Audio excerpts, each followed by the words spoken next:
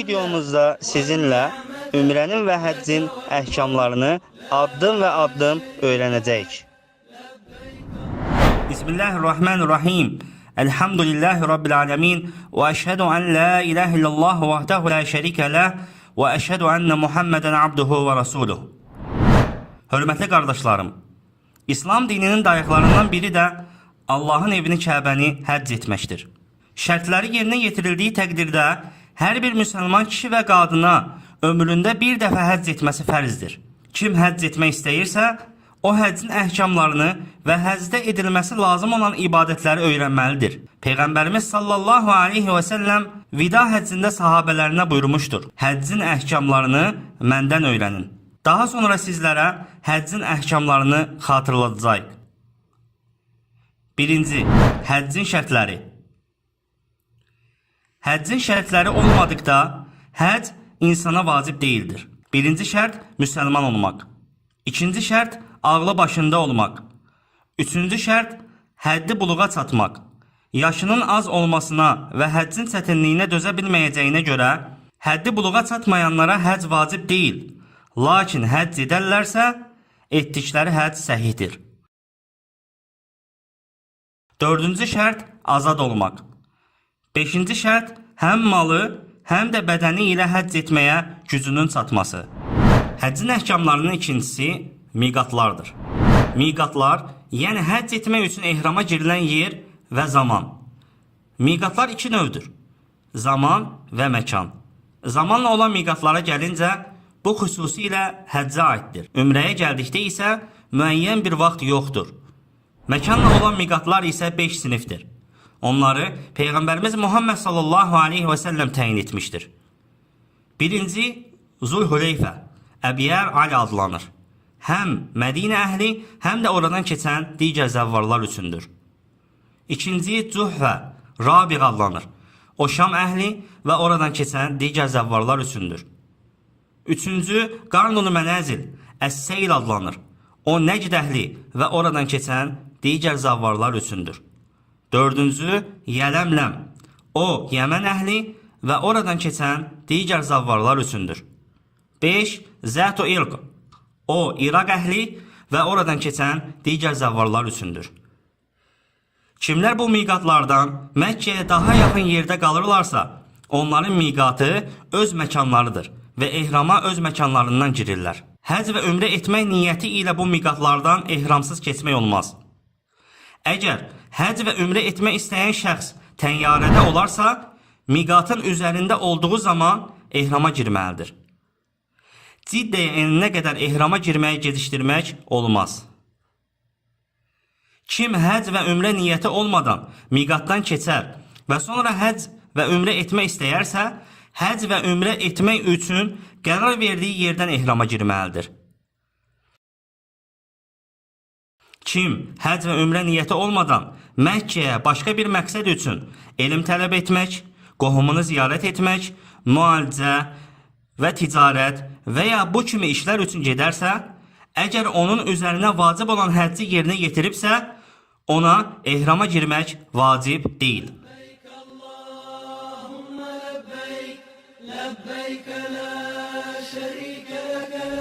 Həccin növləri. Həccin 3 növü vardır. 1. növ təməttü həcci. Təməttü həcci edən şəxs əvvəl ümrə edir, sonra həcc edir. O, həcc aylarında yalnız ümrə etmək niyyəti ilə ehrama girir və ümrəni bitirərək ehramdan çıxır. Sonra isə vaxtı çatdıqda həmən ilin həccinə niyyət edərək ehrama girir. 2. növ qiran həcci. Qiran həcci edən şəxs ümrəyə və həccə birlikdə niyyət edərək ehrama girir. Və yaxud birinci ümrə etmək üçün ehrama girir, sonra isə fikrini dəyişərək həcc də etmək istəyir. Bu zaman həcc üçün də niyyət edir. Məkkəyə çatdıqda ilk olaraq qudum, Kəbəyə çatmaq təvafını edir.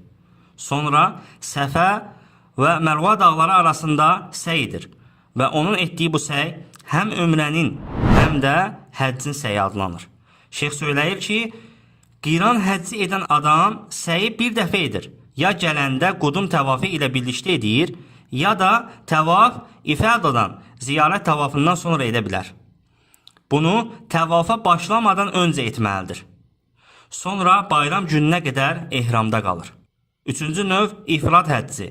İfrad həcci edən şəxs yalnız həccə niyyət edərək ehrama girir. Məkkəyə çatdıqda isə ilk olaraq qudum Kəbəyə çatmaq təvafını edir və həcc üçün Səfa və Mərva dağları arasında səy edir. Sonra bayram gününə qədər ehramda olur. Əgər istəsə, Səfa və Mərva dağları arasında səy etməyi ifalda ziyarət təvafından sonra qiran həccində olduğu kimi edə bilər. Yəni istəyərsə, gələndə qudum Kəbəyə çatmaq təvafından əvvəl edər, istəyərsə də ifalda ziyarət təvafından sonra edə bilər. Beləliklə aydın olur ki, ifrad və qiran həccinin əməlləri eynidir. Yalnız qiran həcci edən şəxs iki növ həcci cəm etdiyi üçün ifrad həccindən fərqli olaraq qurban kəsir. Bunların ən fəzilətlisi isə təməttü həccidir. Çünki Allah Rəsulu sahabələrinə təməttü həccinə əmr etmiş və onları buna təşviq etmişdir.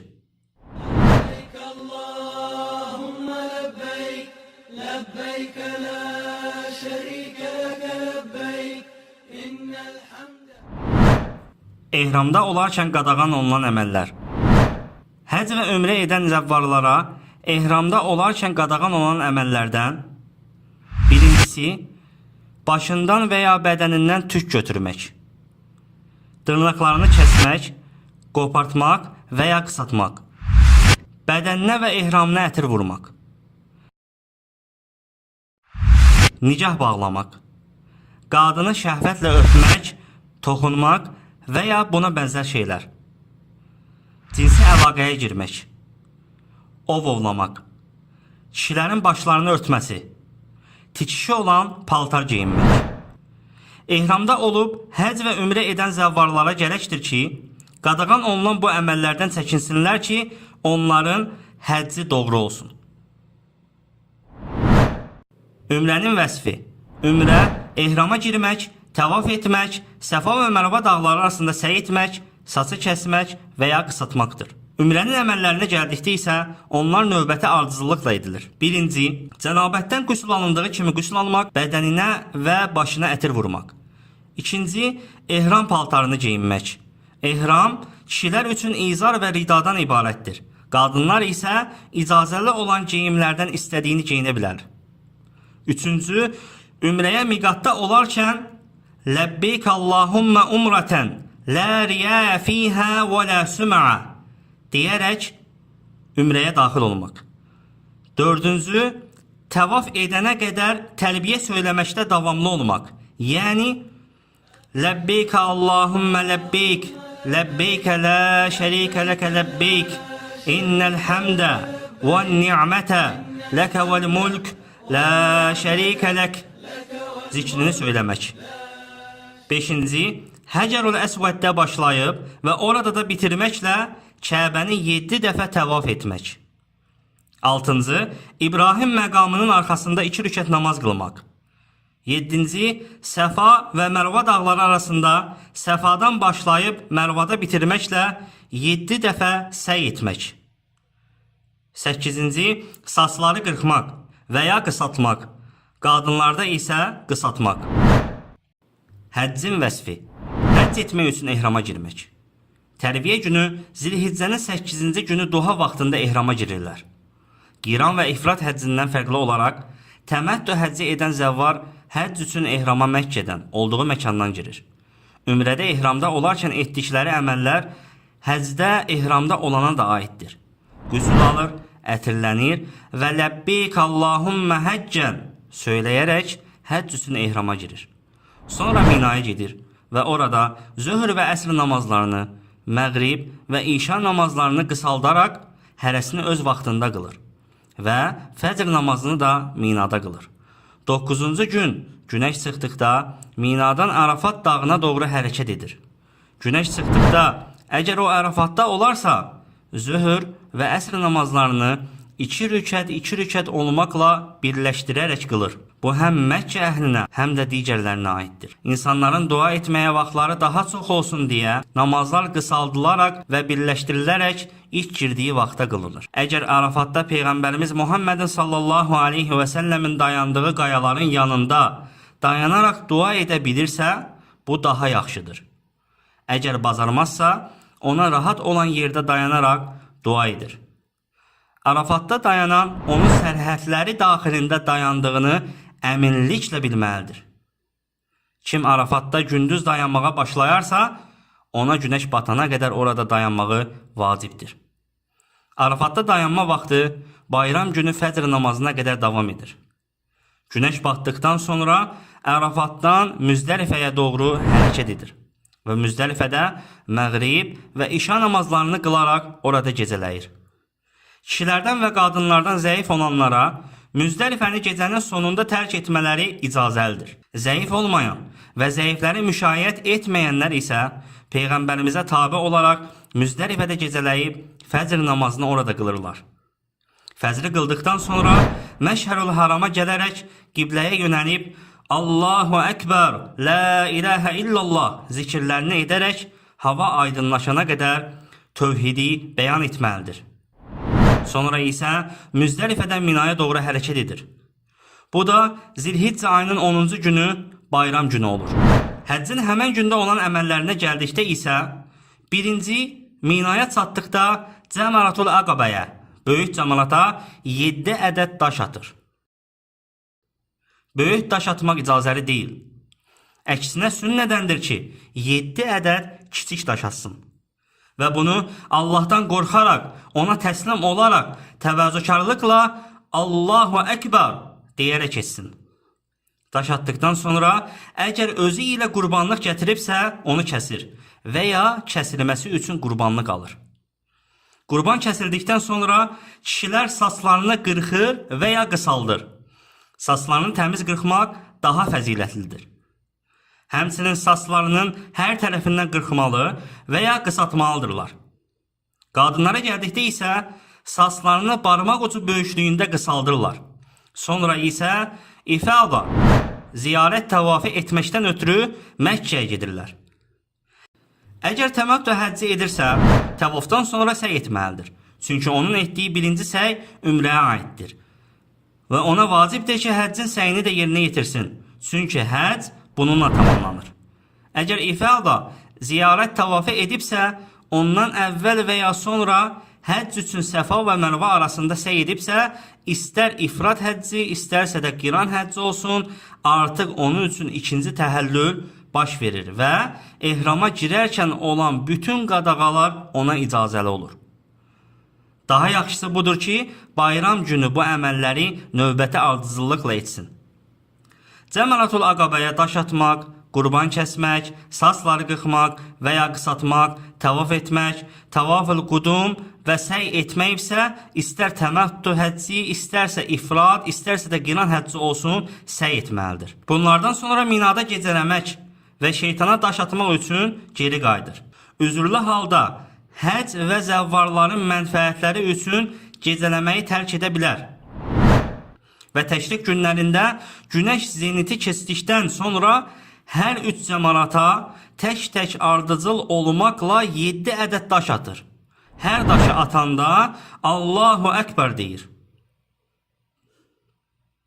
İlk növbədə birinci cəmarata daş atır və üzünü qibləyə çevirib, əllərini qaldıraraq çoxlu dayanıb dua edir. Sonra orta cəmarata daş atır və sol tərəfində dayanıb üzünü qibləyə çevirir, əllərini qaldıraraq çoxlu dua edir. Sonra isə Cəmaratul Əqabəyə daş atır və orada dayanmadan oradan ayrılır.